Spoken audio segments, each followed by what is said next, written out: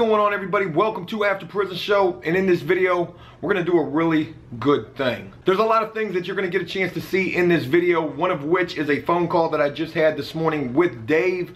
You guys will get to hear from Dave in this video as well. But really what this video is about is yesterday I received a ton of mail. There was so much awesome stuff that people sent us, and also a lot of letters as well. Well, it was just this morning when I had a chance to go through those letters and I was reading these letters. There was this one letter that really stuck out to me, and I'm going to share that letter with you guys in this video. And it's this letter that pretty much sets the tone for what this entire video is about. Yesterday I received a letter from a woman named Tyra, and I want to share this letter with you guys. Hey Joe, APS channel trying to do research on what's going to happen to my stepson who is going to prison and how me and his dad can help him. Now that you're going to go through our side of the wall trying to visit Dave, maybe you can help answer some questions we can't find the answers to. What can we mail besides a letter? Can we mail books, magazines, pictures, or cut out pictures from a magazine?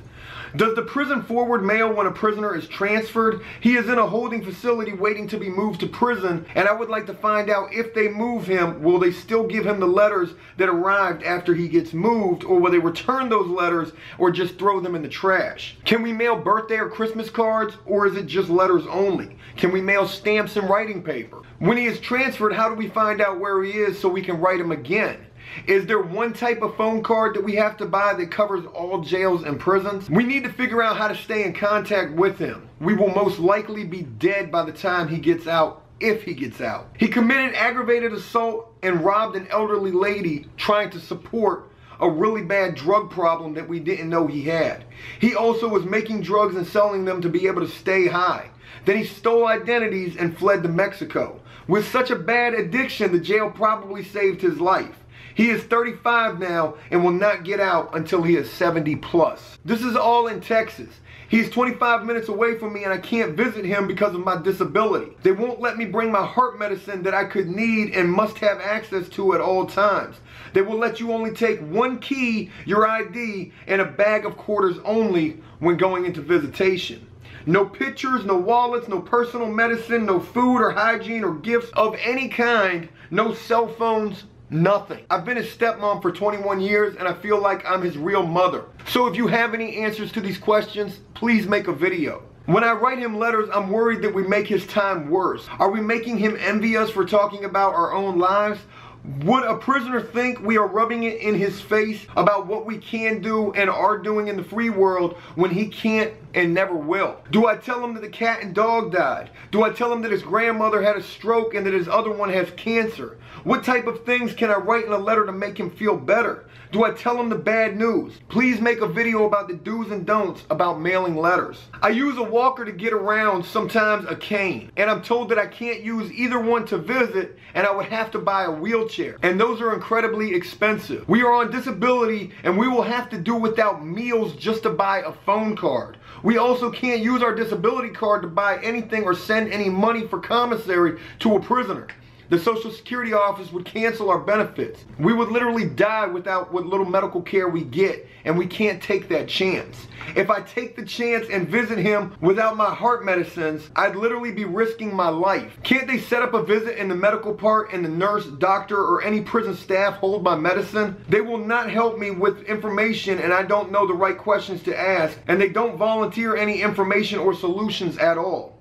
It's like I am being punished along with his dad. We won't be able to visit once he gets moved to the actual prison. It's going to be too far, even if he's moved to the closest prison in Texas, because of our health and how much money it would cost. If you could help us with any information, please do. I do not want him to think that we've forgotten him or we don't care about him when already every friend in his life he has ever had has basically turned away from him.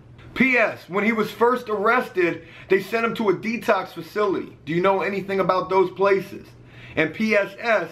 Is it true that we have to come up with $100 for him to see a doctor or dentist? Money on his books. Don't prisons have care for prisoners' health?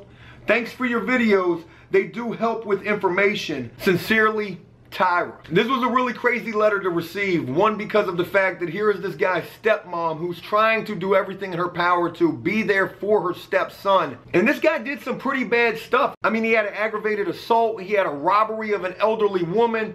These are not crimes that I approve of at all. But what does really get to me with this letter is, again, the people who are affected by what others do. The families, the friends, the children. You know, when you're out here and you're doing stupid shit, you're addicted to drugs, you're not in the right state of mind. I mean, that's really no excuse whatsoever. But when you're out here doing stupid shit and then you get locked up for God knows how long, sometimes forever, it's the families that really bear the most burden throughout all of this. And again, that's why this letter just meant so much to me, because here's this guy's stepmom trying to do everything that she possibly can to help this guy who has basically just fucked up his entire life. And as far as the questions that were asked in this letter, what can be sent, what can't be sent, phone cards, things of that nature, unfortunately, things, they vary from state to state. So what happens in Virginia state prisons is going to be a lot different than Texas state prisons. It's just the way it is. And I really wish I had more information that I could provide in relation to this, but unfortunately I don't. But what I am going to do and what I can do is something that I think would be really special. And it's from not only myself and After Prison Show, but also the entire APS Army. Dave, there's so much mail here for you, it's ridiculous, man. Open a couple pieces while I'm here, while I'm on the phone. I've already opened a lot of it, so I already know where it's all at. I'll go ahead and read you some of this stuff. Read me some of the stuff that I can't get. Well, there's a picture that this girl drew.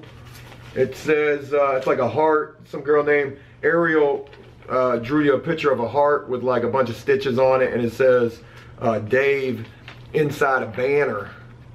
Really cool little picture. Take a piece of paper and just write down everybody's name and address. Yeah, well, a lot of what I'm going to send you has got addresses on it. Beer Grunt wrote you a letter. It's got his address on it. A girl named Amanda wrote you a letter. There's her address on it. Elo-tastic, her name's Olivia. She wrote you 2 letters. I'll be sending those to you today. Some stuff that you can't get. April Diaz sent so much stuff, Dave. She's the one who sent the package. The packages, and there was just so much stuff in there. And I mean, you can't get none of this stuff, unfortunately. But I'm going to be passing along some information for her. But she sent a bunch of postcards, some really cool little stuff. Caleb wrote you a letter. Big Steen wrote you a letter. I want to give you an idea of what I'm going to do today, Dave, and I just want to get your opinion on this, okay? Alright, bro. Alright, so this woman writes me a letter. Her name's Tyra. And basically, she's an older woman. She's disabled. She's on Social Security. She's got some issues where she needs to use a walker and a cane to walk around and stuff. She's from Texas. But she writes a letter, and I guess her stepson is locked up, okay? This guy had like a really bad drug addiction, and he got locked up. He actually robbed an elderly woman. He did some really fucked up shit is what he did, right? So this woman, Tyra, writes me a letter. She's asking me a whole bunch of questions about prison, like what can you mail besides a letter? Can we mail books, magazines? She asks, do prisons forward the mail? She asks, can we mail birthday and Christmas cards? Can we mail stamps? She's just asking a bunch of questions because she doesn't know anything about the prison system, right? Right. And, you know, she's telling me that her stepson, he's not going to get out of prison until, you know, it's what she said was by the time he gets out, they'll probably be dead, meaning her and the husband, right? Yeah. So she doesn't know anything about the system. This kid, this guy, he's 35 years old. I guess he's going to serve like 40, 50 years or something for what he did. And I got to say this first and foremost, he's a piece of shit, okay? He really is. Yeah. And when I say that he's a piece of shit, I'm going to get to that in a minute, okay? But I'm so compelled by the fact that this stepmother of his and the father, they seem to be trying to do everything they can to like hold it down for this guy who's locked up. And it just really goes to show you like the shit that parents go through when the kids are just bad. You know what I mean? Yeah. Even like no matter what the kid may do, what the son may do, you know, whoever, you know, sometimes parents, they're able to look past that because of the love that they have for their kids. But this is where I get to talking about why I think this guy's a piece of shit, okay? Because one of the last questions that she asked me was, is it true Is it true that we have to come up with $100 for him to be able to see a doctor or a dentist? In parentheses, she put money on his books. So obviously this guy is, you know, he's locked up and he's trying to freaking manipulate his parents into sending him money. I mean, because you and me both know that you don't need $100 to go see a doctor or a dentist in prison. Hell no, you gotta go see the doctor 10 times and then to owe $100. Right, because it'll be like $5 or $10 at the most, and it doesn't even matter if you have that money or not. They're gonna take you to the doctor or the dentist. You'll just end up owing that money. Yeah, so you gonna contact her? Not only am I gonna contact her, Dave, I think I'm gonna send her some money today because I feel really bad, and I really commend her for the ability to be able to look past what this stepson of hers has done. I mean, this woman, she says that she may not be able to go see him because she, you know, she needs a walker or a cane, and they're telling her she can't bring either one of those in there. And for her to be able to go see him, they told her she needs to go buy a wheelchair. And she's telling me in the letter, you know, a wheelchair is expensive. They don't have money. You know, do I tell him that the cat and the dog died? Do I tell him that his grandmother had a stroke and that the other one has cancer? What type of things should I tell him about? Should I tell him the bad news? Just me talking to him, is that going to be like rubbing things in his face? They were talking about they would literally miss meals just to be able to help this guy. You know, obviously they're struggling out there. It's a really messed up situation, man. And again, I'm compelled because of the love that these parents have for this guy, no matter what he did. So what are you trying to do for him? I'm going to send her like $500 today. That's what's up, man. And I mean, I don't care if she uses that money to help this guy. I don't care if she uses this money to do whatever she needs to do with this money. But one thing that we are going to start doing more here with After Prison Show is doing way more positive things and helping as much as we possibly can. I mean, I wish I could help more, but to be honest with you, that's about the most that I can do right now. And I still feel like that will do some good. Oh yeah, for real, she'd probably be able to get a wheelchair. Yeah, there's a lot of people who've been asking about you. I mean, the whole world they're still rocking with you, Dave. Ain't nobody forgot about you. You know, we're doing everything that we can out here to make sure that we can get this situation resolved as quickly as possible. I'm gonna be forwarding all of this mail to you. Don't give up hope, brother. Just keep your head up, man. And give me a call back a little later on this afternoon, all right? I got you, bro. I'll talk to you then, bro. Hey, keep your head up, man. I will, man. Love you, man. Thanks for everything. Thank y'all. Thank the apps Army. I love y'all, man. Hell yeah, bro. All right. Peace. Peace. The caller has hung up.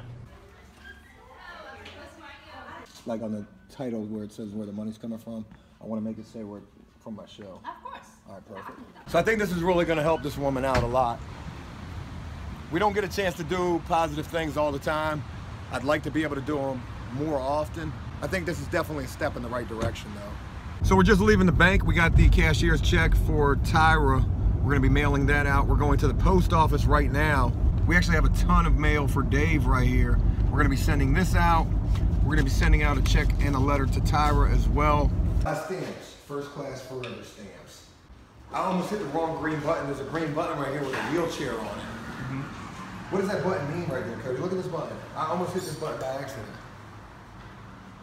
I was like, wait, if I hit that button, will a wheelchair come out? Got letters for Dave. Got the check right here.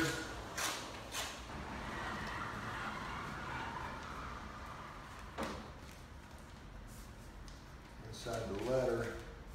That way when it's going through the mail, hopefully it makes it there. All right. Well, if it doesn't, nobody else can cash it except her, so. Nobody else can cash it except her. Absolutely. All right. All right. Let's go ahead and seal this. Let's go ahead and seal that up right there. I haven't used stamps since I was in prison. Hey, has anybody gave you any roses today? You meet a girl at the post office, that's what you would say. You'd be like, you know, you're beautiful. I wanted to give you a rose. Could I give you this rose, please? All right, let's get out of here.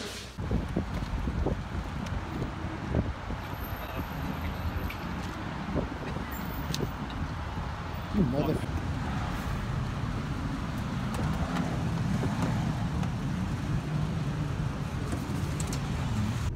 I feel like we did a really good thing today, though. I'm very, very happy with what we were able to do. Again, I want After Prison Show to be able to start doing more positive things.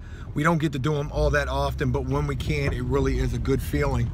And I want all of you to know that this was not only just from me, this was from After Prison Show, this was from the APS Army, that we were able to offer this woman a little bit of help. That money is for her to do with whatever she needs to do with it. Sounds like from what I read in the letter that they're struggling. They're on disability. So I hope that helps.